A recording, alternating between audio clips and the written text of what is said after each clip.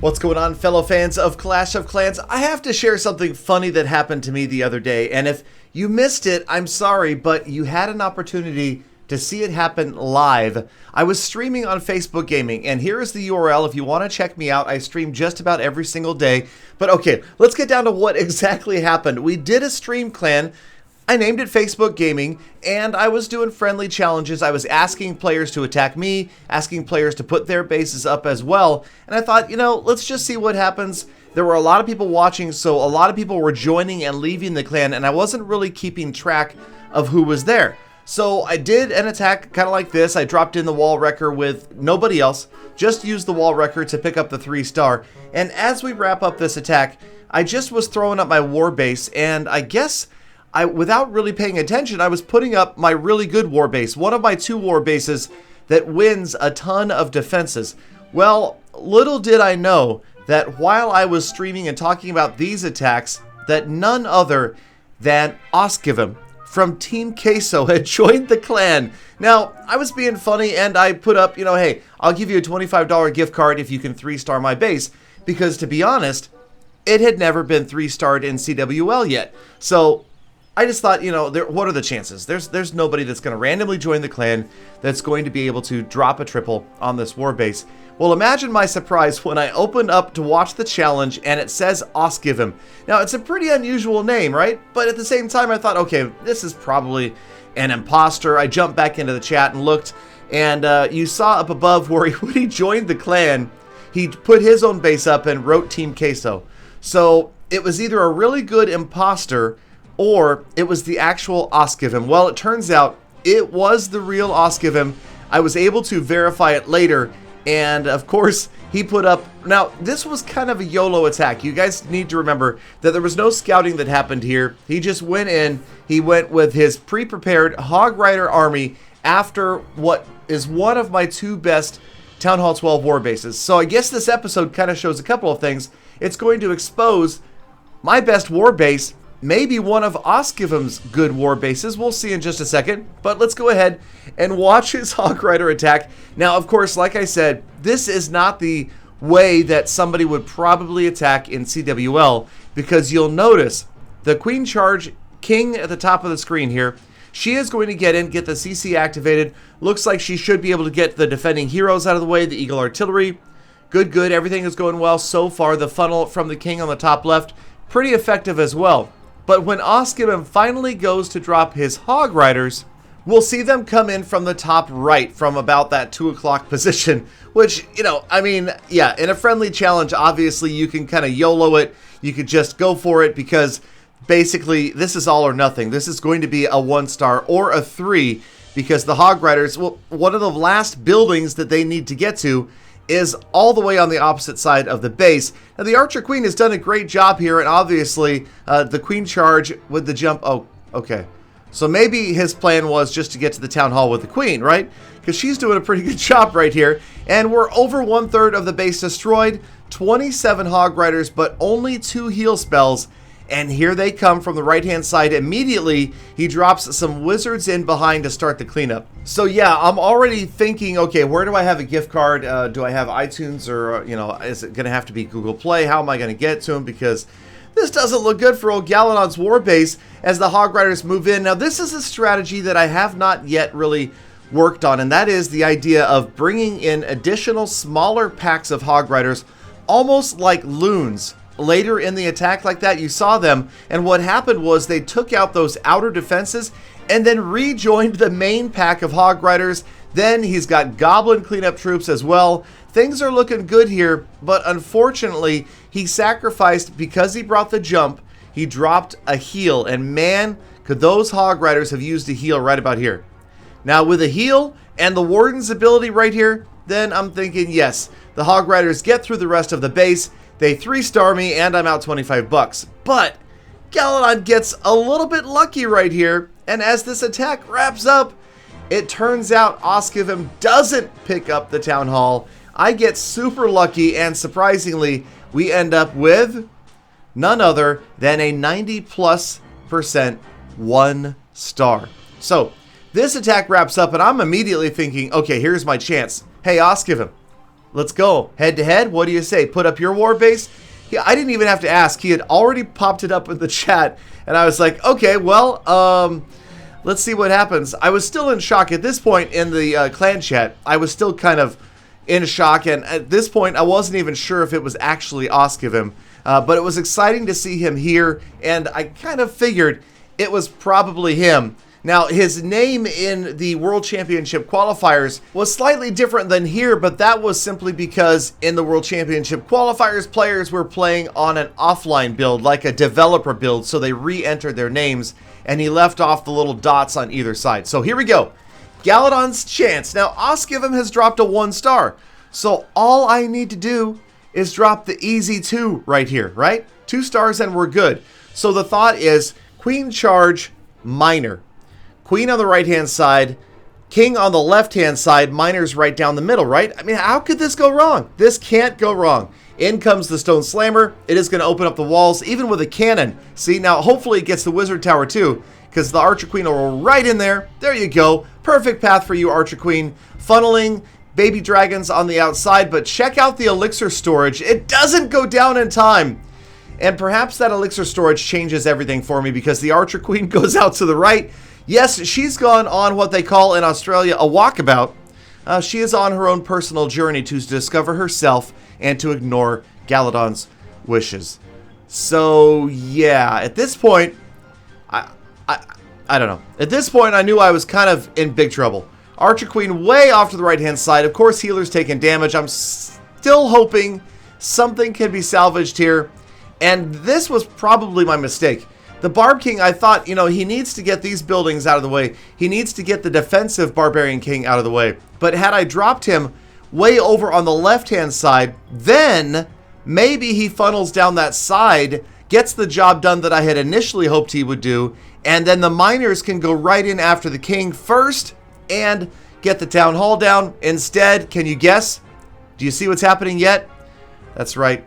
The early warden ability, hoping that these miners would survive against the town hall, but they are just outside that rage spell. That's not going to help. A desperation heal. I'm like, at this point, I just want 2 stars. Give me a 54% 2-star and I'll walk away. No, it was not to be. Galadon can't get the job done, and I answer OSKIVM's 1-star fail with an even worse 1-star fail of my own. So yeah, imagine my disappointment when the door was open and the opportunity was here in the live stream to pick up a head-to-head victory against OSKIVM. Instead, I go down 1-0, and what was it, 92% to 63% 1-star. All right, well, OSKIVM, being the gentleman that he is, offered a rematch, another chance to go head-to-head. I was, of course, going to take it, and here comes OSKIVM's second attack. Of course, remember, this is his second look at the same war base, so at least now he kind of has the layout familiarized.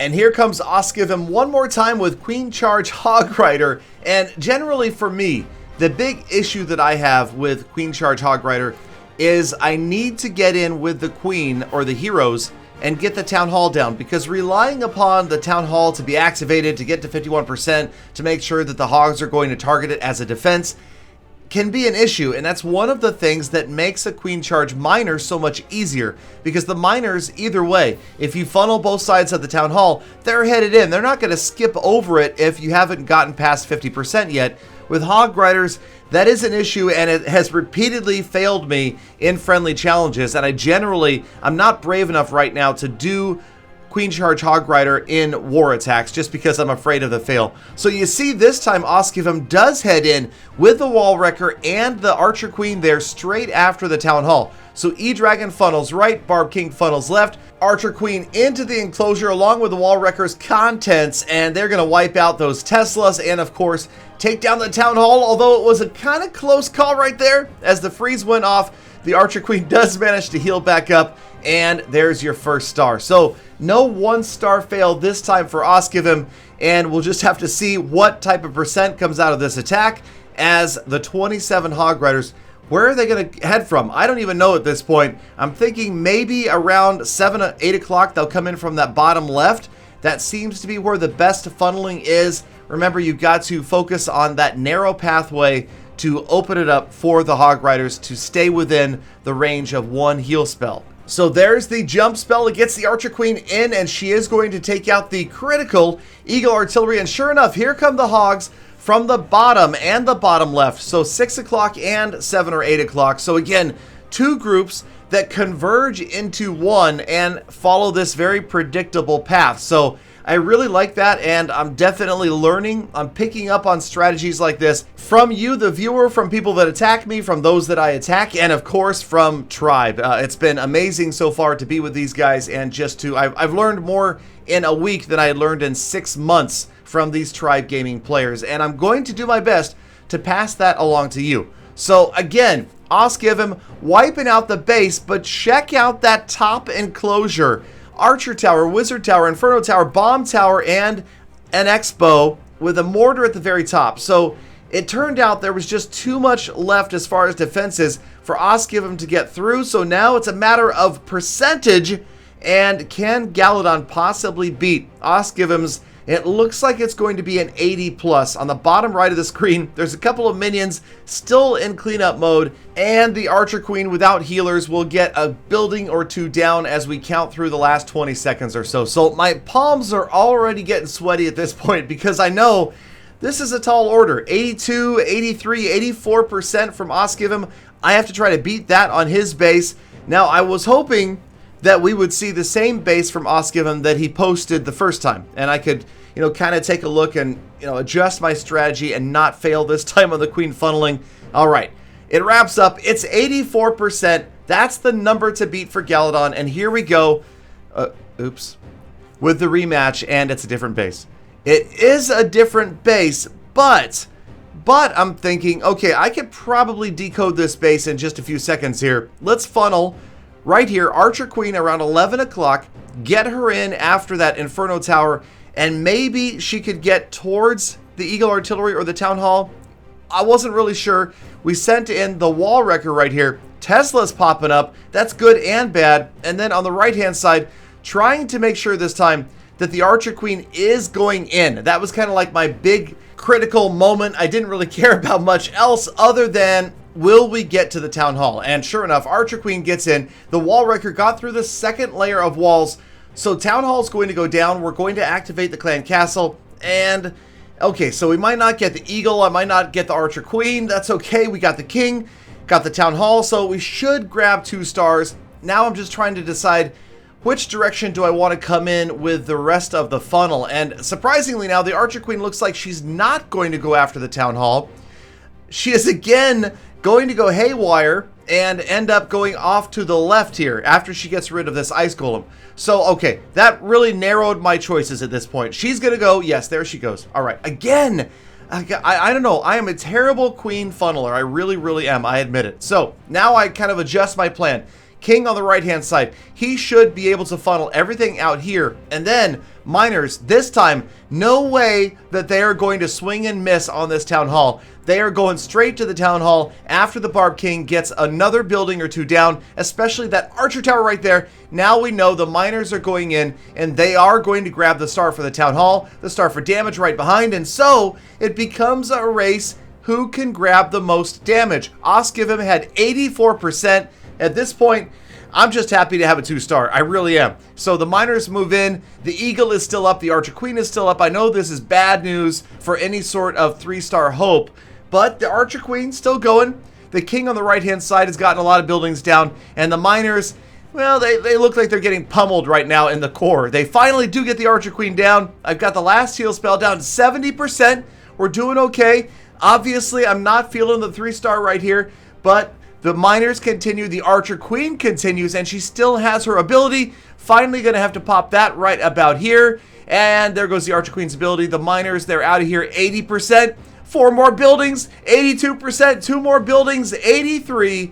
And as time is counting down, somehow Galadon passes 84% and picks up the round 2 victory over OSKIVM, 87 to 84%. And of course, this forces a critical rubber match, a round 3 tied 1-1. OSKIVM and Galadon will rematch in a future Facebook live stream and face off for the ultimate Facebook Gaming World Championship. There we go. The Facebook Gaming Clash of Clans live stream World Championships for $25. Anyway, hopefully you guys enjoyed it. Hope you guys tune in for that. I will try to let you know on Twitter when that's going to happen. Like the page on Facebook, Real Galadon Gaming, and you will get notified when I go live. As always, thank you guys for sticking around all the way to the end. Have a fantastic best of the rest of your day. Get out there, be kind to other people, be kind to animals, be easy on the planet, and I'll see you all back here again tomorrow for more full attacks.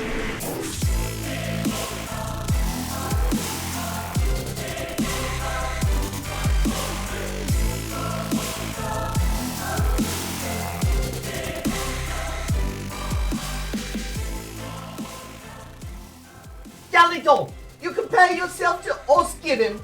He's good. You just got lucky.